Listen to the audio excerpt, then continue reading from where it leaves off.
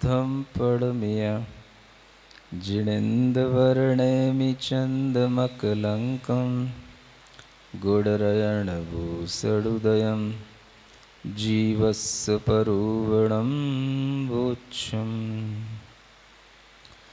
गोमट्टसार जीवकांड ग्रंथराज के स्वाध्याय में सम्यक्त मार्गणा के माध्यम से जो 6 द्रव्यों का ज्ञान दिया जा रहा है, उसमें काल द्रव्य के विषय में काफ़ी विस्तार से यहाँ बताया गया। 580 गाथाएं हो चुकी हैं ना। 581 नंबर की गाथा पढ़ते हैं। छद्दवावट्ठाणम सरिसम तीय काल अत्थपज्जाया वेंजड़पज्जाएवा मिलिदे तावम ठिदे तादो। यह स्थिति बताई जा रही है कि द्रव्य की स्थिति अगर हम देखें, द्रव्य कैसा है, कब से है, तो यहाँ कहा जा रहा है कि छद्दव अवट्ठाणम सरिसम, 6 द्रव्यों का जो अवस्थान है, यानी इस लोक में स्थित रहना है, वो सदृश है, समान काल से है। ऐसा तो है ही नहीं है कि एक द्रव्य पहले आया, फिर दूसरा द्रव्य आया, फिर तीसरा द्रव्य आया, फिर चौथा आया, ऐसा तो है नहीं। तो 6 द्रव्य एक साथ हैं और 6 द्रव्यों का जो अवस्थान है, माने उनकी जो स्थिति है, उनका जो काल है, वह कैसा है? सरिस माने सदृश है। यानी 6 द्रव्य एक समान काल से ही स्थित हैं। ये नहीं कहा जा सकता कि ये द्रव्य उससे पहले के काल का है और ये द्रव्य उसके बाद का है ना। क्योंकि 6 द्रव्यों में अनादि निधनपना सिद्ध होता है। 6 द्रव्य अपने स्वरूप से अनादि अनिधन माने जाते हैं। तो 6 द्रव्यों का अवस्थान सदृश कहलाएगा, इसलिए यहाँ लिखा। और एक और अच्छी बात लिखी हुई है, तीय काल अत्थपज्जाया, है ना। सभी द्रव्यों की अगर हम तीनों काल संबंधी अर्थ पर्याय देखेंगे तो वे अर्थ पर्याय हम ले लें, और व्यंजन पज्जाएवा, और उनकी व्यंजन पर्याय भी ले लें, और मिलिदे, इन सबको हम मिला लें, तावम ठिदित तादो, जो हो जाएगा उतना ही वह उसकी स्थिति कहलाएगी। यानी द्रव्य को मापने का या द्रव्य को कितने काल से वह स्थित है, इस तरह से जानने का एक ही उपाय है। या हम यूँ कहें कि द्रव्य कितना होता है, द्रव्य क्या है, तो उसको जानने का एक ही तरीका है कि उसमें जितनी भी पर्याय निकली हैं, उन सब पर्यायों को मिला दें, उसी का नाम द्रव्य है ना। मतलब कि जो भी पर्याय हैं, वो पर्याय ही उस द्रव्य की स्थिति को बता देती हैं। द्रव्य कब से है? तो जब से होगा तब से उसमें पर्याय निकलती है, पर्यायवाना ही द्रव्य होता है। और वो पर्याय 2 प्रकार की होती है, एक अर्थ पर्याय और एक व्यंजन पर्याय। तो वही यहाँ लिखा है कि 3 कालवर्ती अर्थ पर्याय और व्यंजन पर्याय, इन सबको जो हम मिला देंगे वही उस द्रव्य की स्थिति कहलाएगी, है ना। माने कि द्रव्य जो है अपनी पर्यायों के समूह को ही अपनी स्थिति के रूप में सामने ले आता है। स्थिति का मतलब उसका काल। तो द्रव्य कितना है? तो 3 काल संबंधी जितनी पर्यायों का समूह है, वही पर्यायों के समूह वाला ही द्रव्य है। तीनों काल आ गए ना, अनादि काल भी आ गया, पास्ट टाइम का काल आ गया, वर्तमान में जो पर्याय हैं उसको भी मिलाओ, भविष्य में भी जो पर्याय निकलेंगी उनको भी संग्रहित करो, और इस तरह से अतीत, अनागत और वर्तमान, तीनों कालों की जो भी अर्थ पर्याय हैं, अर्थ पर्याय माने प्रति समय उत्पन्न होने वाली पर्याय, और जो भी उसकी व्यंजन पर्याय हैं, उन सबके मिला देने पर ही द्रव्य की स्थिति बन जाती है। यानी द्रव्य तीनों कालों में जिन पर्यायों के साथ रह रहा है वही उसकी स्थिति है। स्थिति माने उसका द्रव्य के अवस्थान का काल है। तो कोई भी द्रव्य है, अपनी पर्यायों के बिना कोई भी द्रव्य नहीं रहता है ना। अब मान लो संसार में रहा तो संसार की पर्याय थी जीव द्रव्य की, और जब शुद्ध हो गया तो उसकी सिद्ध पर्याय है। तो संसार में था तो संसार की पर्यायों को, पर्यायों से ही तो द्रव्य को देखा जाता है ना, द्रव्य की स्थिति। इतना काल उसने इस पर्याय में बताया, इतना काल इस पर्याय में बताया, इतना काल इस पर्याय में बताया, और इतना सब मिला करके इतना काल बन गया। तो जब भी हम किसी जीव का इतिहास देखते हैं तो हम उसकी यही देखते हैं पर्याय, किस पर्याय में वो कितने काल तक रहा। किन्हीं भी तीर्थंकरों के आप पूर्व भव पढ़ते हैं तो क्या देखते हैं उसमें, यही तो देखते हैं कि वो जीव पिछली पर्यायों में कितने काल तक कहाँ पर रहा। तो वो पर्याय किसकी, उस जीव द्रव्य की, और उसी पर्याय को हमने इकट्ठा करके ये जीव है, ये जीव है, ये जीव तब से है, तो उसी जीव की स्थिति जो अतीत काल की है वो उन पर्यायों का समूह है। ऐसे समझना चाहिए, है ना। माने संसारी जीव की तो पर्याय आपको अनेक अनेक दिखाई देंगी, उन सब अनेक पर्यायों को हमने इकट्ठा कर लिया। वही पर्यायों की जो समय स्थिति है, उनका जो ड्यूरेशन है, उसी को हम द्रव्य की स्थिति कहे। तो संसारी द्रव्य की ये स्थिति हो गई, और जब वही द्रव्य मुक्त हो गया तो मुक्त होने के बाद में अब वो उस पर्याय में रह रहा है, तो अब वो एक ही प्रकार की उसकी पर्याय है, शुद्ध पर्याय। तो उन पर्यायों का भी समूह उस द्रव्य की स्थिति को बनाए रखने में कारण है, भले ही वो शुद्ध हो। अशुद्ध में अनेक पना होता है, शुद्ध में एक पना होता है। तो वो एक होते हुए भी वह उसकी शुद्ध पर्याय अर्थ पर्याय के रूप में होगी, है ना। व्यंजन पर्याय होगी तो वो अनंत काल की हो गई। तो वो भी जो है उस द्रव्य की स्थिति को बता रही है। तो माने द्रव्य को अगर हमें पकड़ना है तो उसकी पर्यायों को इकट्ठा कर लो, द्रव्य अपने आप पकड़ में आ जाएगा, ये कहा जा रहा है यहाँ पर, है ना। यानी बचपन से लेकर के आज तक आप क्या थे ये कैसे पकड़ा जाएगा। तो हर क्षण की आप पर्यायों को इकट्ठा कर लो। आप पहले ये थे, फिर ये हो गए, फिर ये हो गए, फिर ये हो गए। अब हर क्षण की पर्यायों को इकट्ठा करने के लिए तो आपके सामने हमेशा एक स्कैनिंग मशीन लगी रहनी चाहिए तब हर क्षण की पर्याय इकट्ठी होगी, है ना। वो पॉसिबल नहीं होता। तो आप जो समय समय पर फोटो खिंचाते रहते हो, वही फोटो जब आप इकट्ठे कर लेते हो तो वो इकट्ठा करके जब आप देखते हो कि यार पहले तो ये था, अब इस फोटो में ये चेंज दिख रहा है, अब इस फोटो में ये चेंज दिख रहा है, तो माने ये सबका समूह ही मैं हूं। आ रहा समझ में। तो वही यहां कहा जा रहा है कि पर्यायों का समूह ही द्रव्य होता है। अब अगर मनुष्य पर्याय की स्थिति हमें देखना है, मनुष्य पर्याय की स्थिति कितनी है, तो जो मनुष्य की पर्यायों का समूह है वही उस मनुष्य पर्याय की, उस जीव द्रव्य की स्थिति कहलाएगी, बस।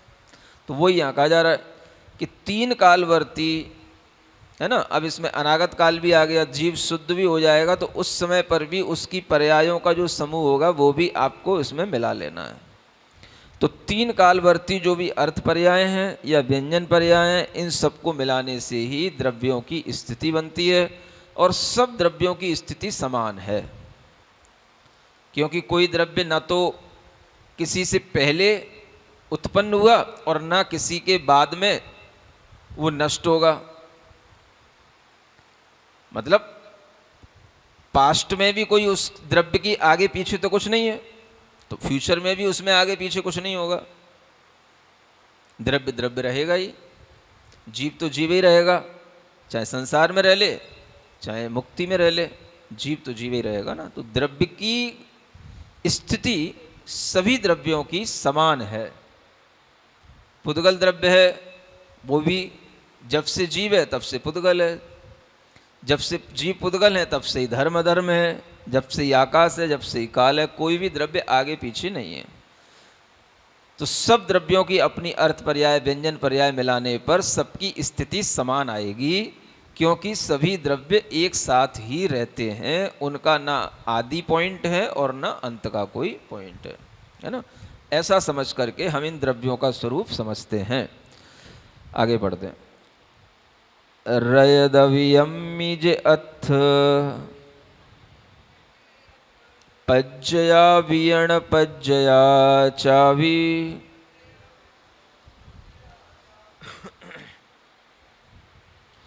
तीदाणागद भूदा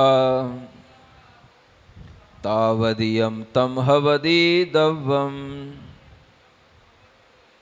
कुछ और लिखा होगा जी, रय नहीं होगा, क्या लिखा है? ए होगा, अच्छा हाँ वही कहूँ, ये कुछ मिसप्रिंट है। ए दव्यम्मी अर्थ नहीं निकल रहा है, तो इसका मतलब है कुछ गड़बड़ है ना।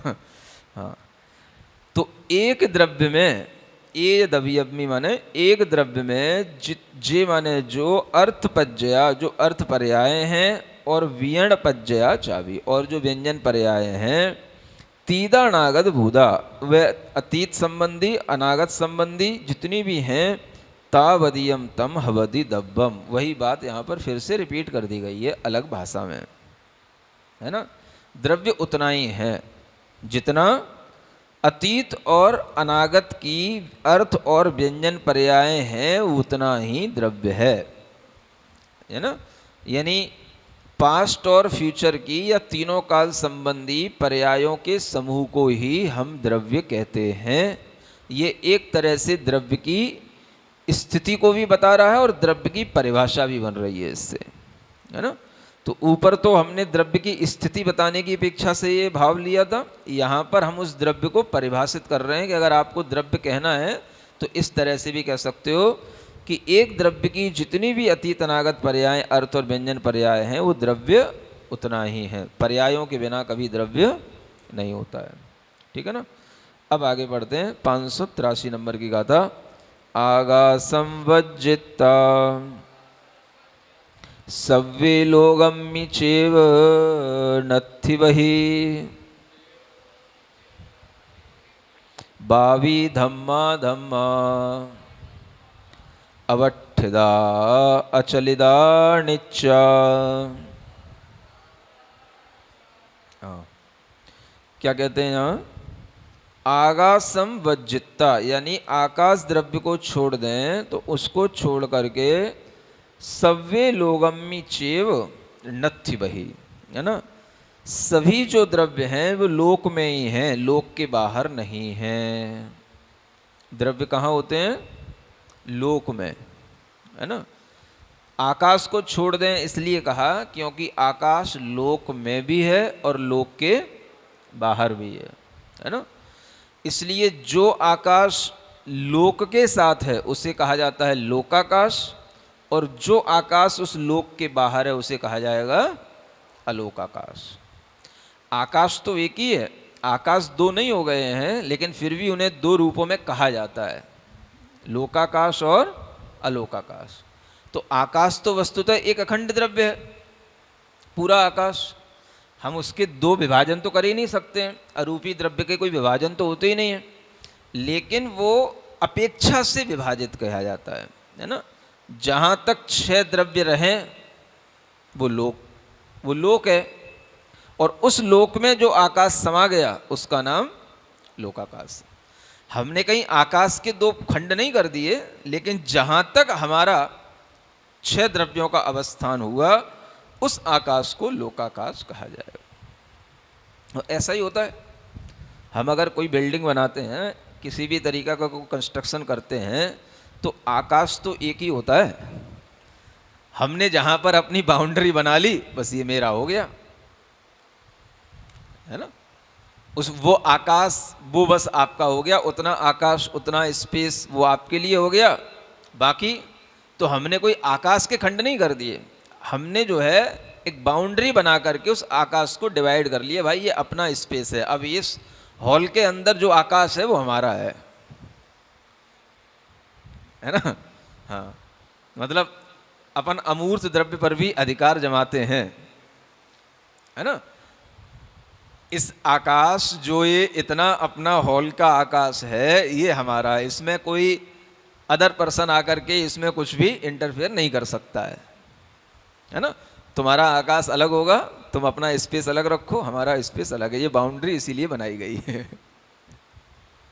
तो जैसे हम अपने घरों की बाउंड्री बना करके आकाश को डिवाइड कर लेते हैं, लेकिन आकाश तो वस्तुतः डिवाइड होता नहीं है ना, उसी तरीके से जहाँ पर 6 द्रव्य रह रहे हों या 5 द्रव्य रह रहे हों, उनके साथ जो आकाश आ गया वो हो गया लोकाकाश, और उन 5 द्रव्य के बाहर जो रहने का आकाश का जो स्थान है उसका नाम हो गया अलोकाकाश। ऐसे समझना चाहिए। तो इसलिए यहाँ पर लिखा है कि आकाश द्रव्य को छोड़ करके अगर हम देखें तो सभी द्रव्य लोक में ही हैं, बाहर नहीं हैं। लोक से बाहर तो कोई द्रव्य इसीलिए नहीं होते क्योंकि लोक में ही उन द्रव्यों की स्थिति और गति के लिए द्रव्य आदि उनके लिए सहायक होते हैं। तो जहाँ तक ये धर्म अधर्म आदि द्रव्य फैले हुए हैं वहीं तक लोक है। इसलिए आगे लिखा हुआ है वावी धम्मा धम्मा। वावी का मतलब व्यापी है ना, ये व्यापी की प्राकृत है वावी। तो जो धर्म और अधर्म द्रव्य जहाँ तक व्याप्त हैं उसी का नाम क्या है, लोक है। कौन से द्रव्य, धर्म द्रव्य अधर्म द्रव्य। और चूंकि ये एक द्रव्य है, अखंड द्रव्य हैं, इसलिए इन द्रव्यों के आधार से हम कह सकेंगे कि इन द्रव्यों का जहां तक रहना हो रहा है उसका नाम लोक है। माने पूरे लोक में ये व्यापी माने व्याप्त हैं। कैसे हैं ये, पूरे लोक में व्याप्त हैं। तो व्याप्त होने का मतलब होता है जैसे कि समूचा उसमें फैले हुए हैं, है ना। जैसे तिल में तेल होता है, तो उसी तरीके से ये पूरे लोक में व्याप्त हैं, फैले हुए हैं।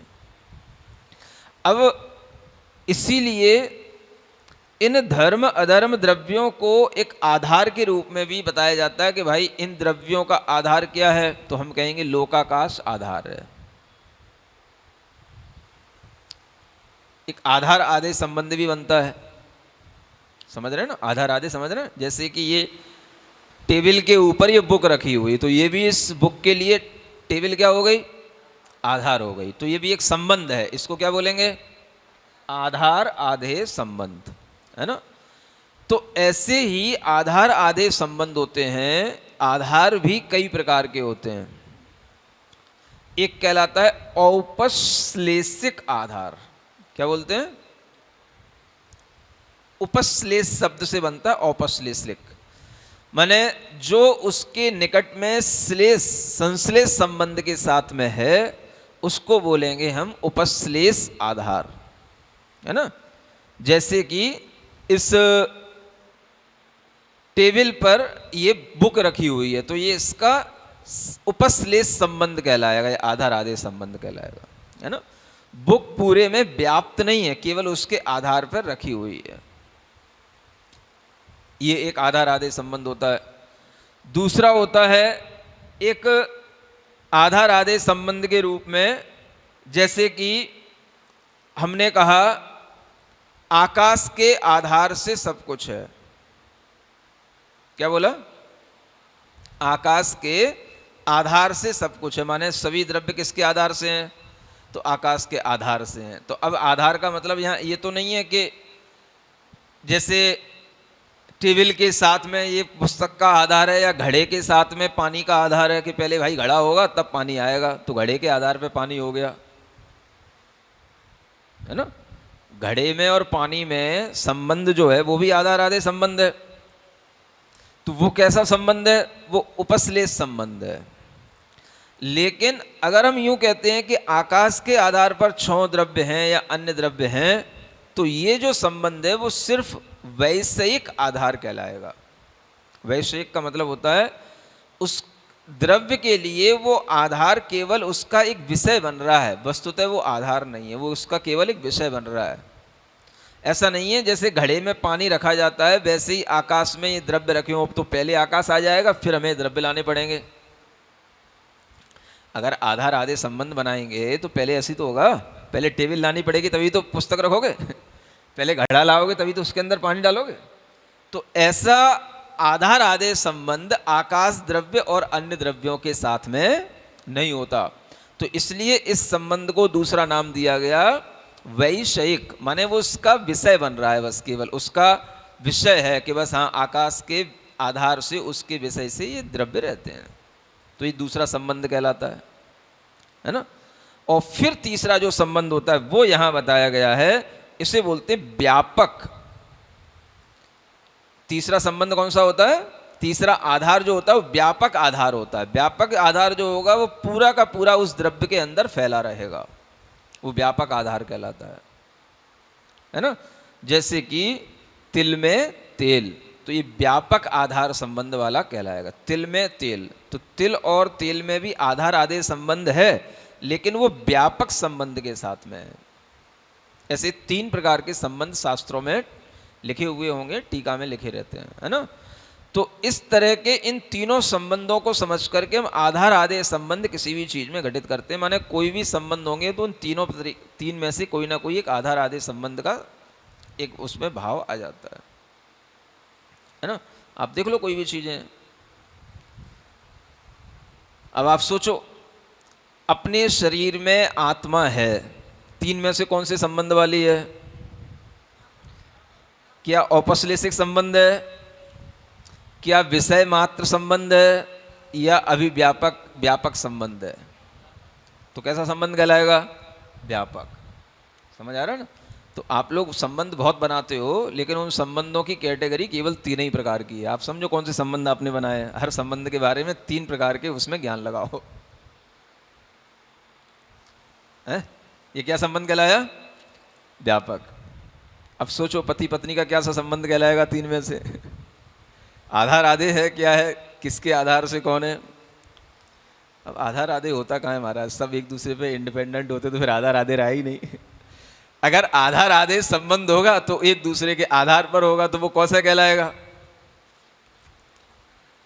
वो तो दोनों ही एक दूसरे के साथ में अगर आधार आधे के रूप में सामने आए तो एक संबंध बना, तो दोनों के लिए एक साथ संबंध बना। जिस समय पर आप पति कहलाए उसी समय पर वो पत्नी कहलाई, आगे पीछे तो नहीं हुआ। तो ऐसा तो नहीं कह सकते कि भाई ये पहले पति आया फिर पत्नी आई, नहीं समझे, सोचने की बात है। चलो पिता पुत्र का भी संबंध है, कोई भी संबंध है, तो ये कौन से 3 में संबंध कहलाएगा? है हाँ, इसको कौन सा अब ये व्यापक संबंध भी नहीं रहा और उपश्लेषिक भी नहीं रहा, तो क्या हो गया? वैषयिक बन गया। माने उसके बस उसके लिए वो विषय है, उसके लिए वो विषय है, और दोनों एक साथ हैं। तो पति और पत्नी में कोई आगे पीछे नहीं है, इसलिए दोनों बराबर के हैं, इसलिए दोनों का संबंध क्या कहलाया? वैषयिक संबंध कहलाया। ऐसा नहीं पहले मैं पति बन गया तब तू पत्नी बनी, या वो पहले पत्नी बन गई तो तुम पति हमारे कारण से कहलाए, अब दोनों ही लड़ने लग जाएं। तो उनको ये संबंध सिखाओ कि भाई 3 में से कोई ना कोई संबंध होगा, ये आपको न्याय इससे मिलेगा। कोई भी वकील को ये 3 न्याय पढ़ा के रखो ताकि वो इन न्यायों को बता करके उन संबंधों की महत्ता को बता सके। आ रहा समझ में? ये देखो वकालत के लिए काम में आने वाली चीजें हैं।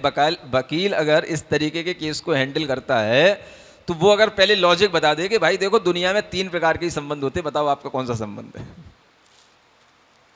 तो अपने आप दोनों को समझ में आ जाएगा हाँ भाई दोनों बराबर के हैं, कोई छोटा बड़ा नहीं है, तो इसलिए बराबर के हैं, है ना।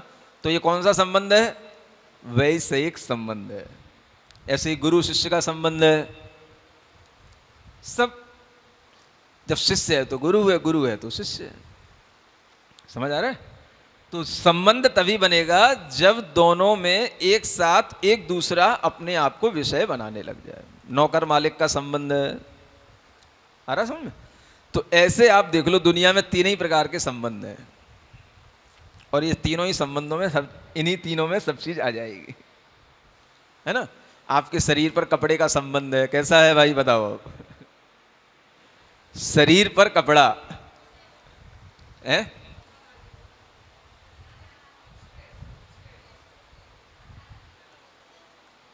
कैसा संबंध है बोलो?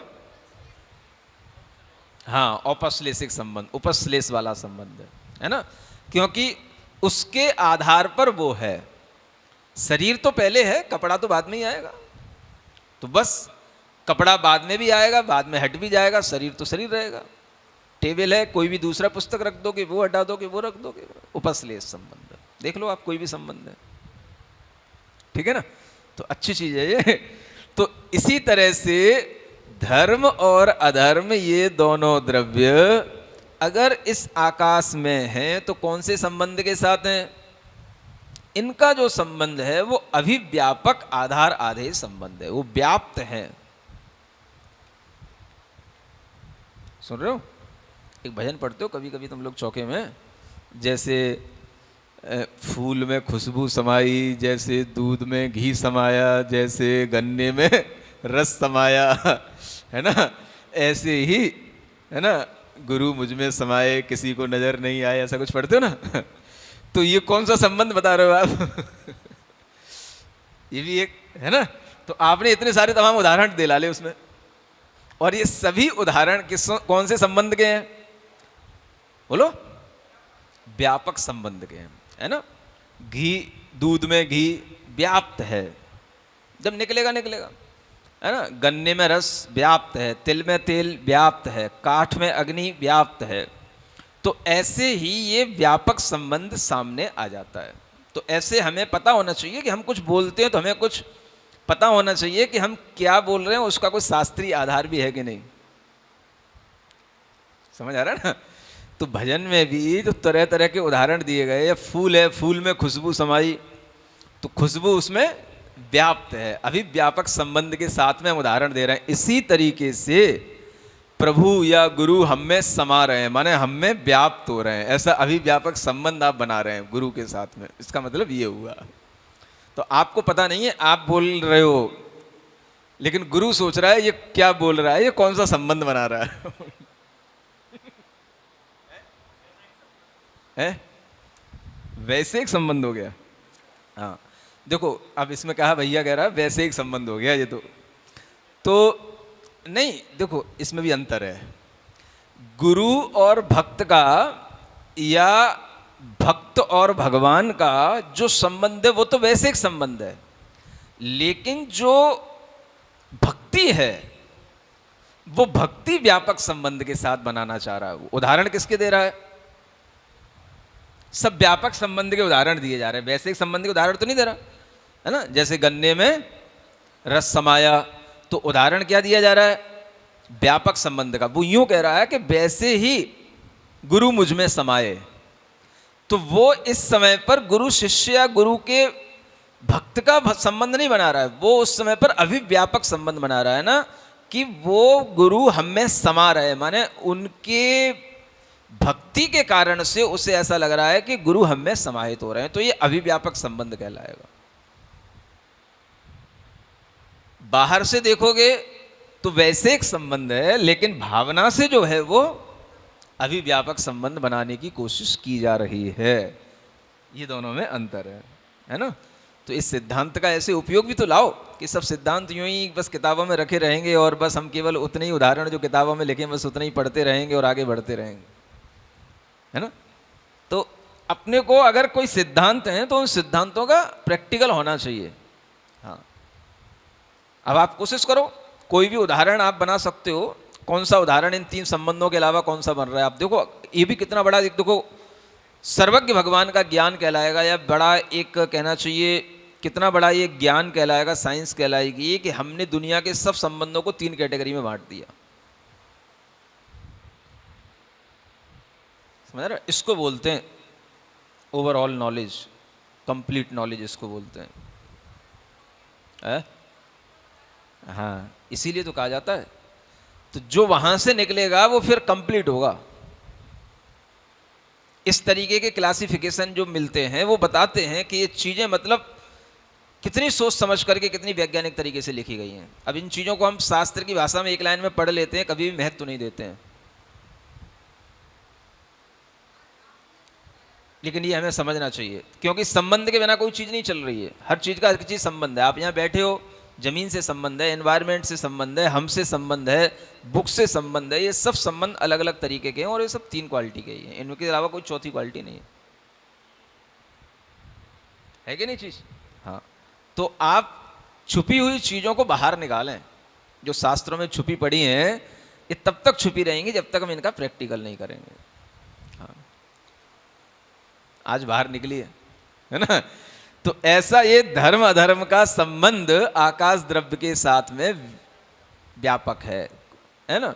तो आकाश द्रव्य में ये धर्म अधर्म व्याप्त हैं। कोई भी ऐसा पॉइंट नहीं है कि आकाश तो रह जाए और धर्म अधर्म ना हो, मतलब लोकाकाश का अंदर वो।